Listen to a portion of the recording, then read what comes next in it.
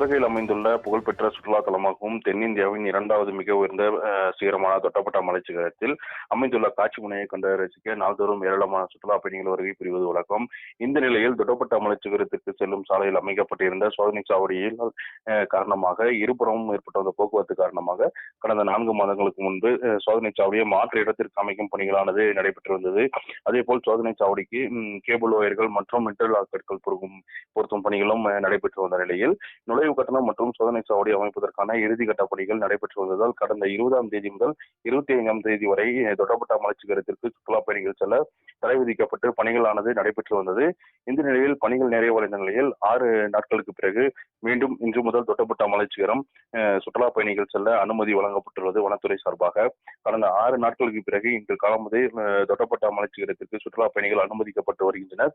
மேலும் விடுமுறை உதகைக்கு வருகை புரிந்துள்ள சுற்றுலா பயணிகள் தொட்டப்பட்டா மலைச்சிகரத்திற்கு சென்று நீலகிரி மாவட்டத்தில் அமைந்துள்ள இயற்கை காட்சிகளை கண்டு ரசித்து வருகின்றனர்.